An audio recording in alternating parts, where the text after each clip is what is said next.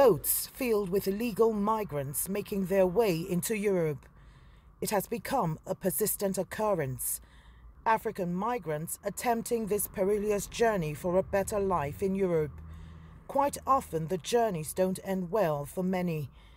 Hundreds have drowned in boat accidents, but it took video evidence of migrants being enslaved, tortured, or even killed in Libya for African countries to react.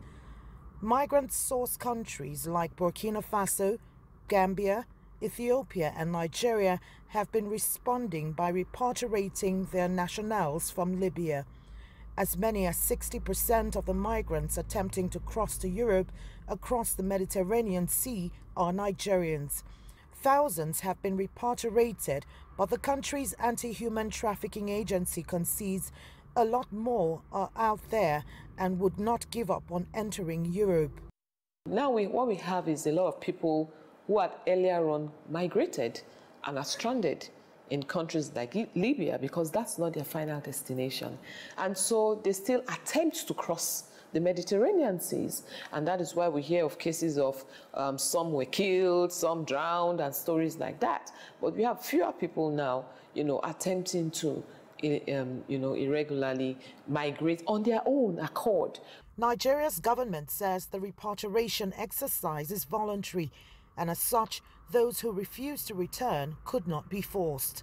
The anti-human trafficking agency says, as risky as the journey is, the exodus of migrants from Nigeria is encouraged by human traffickers who make exorbitant profits smuggling people across the desert.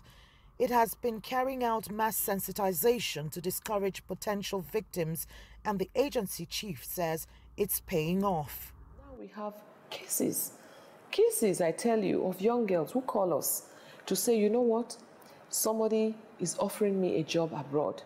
I think he's a trafficker. Why don't you check him out? They give us the number and we arrest. So people are becoming more conscious now. That's why it appears as if the numbers are rising. But I don't think the numbers are rising. I think the enlightenment, people are becoming more aware. So now we have more reported cases coming to us as against, when this thing just happened, and no one knew what was going on. But in the streets of Nigeria, opinions contrast sharply about migration. I don't see job opportunities for the youths because presently even the youths, they are not united. You understand? And if you have a talent in you that the government is supposed to boost you up, your Nigerian government, instead of developing you, they end up ruining you. They ruin your life for you, even in the universities too. That's what happened. Like in Nigeria now, I must tell you the truth, we don't have a good education sector. So even if an opportunity comes from any other country, I know I can go and acquire what I want for myself. If any possibilities there, I will go because we don't support ourselves here in Nigeria. There's no love. I don't think it's a good thing for you to just take up and leave when you don't know what the prospect is out there is. And from what we've seen over the migration issue and people get stuck on the sea and all that, people actually die, people living on the street. So I don't think it's a good idea for you to just... There's a lot this country has to offer. So if you know what it is, you can get it done, you can get it right, and you're good to go. Unemployment, extreme poverty, and limited grasp of what life is like in Europe are some of the forces driving Nigerian youths in their thousands to gamble for a better life there.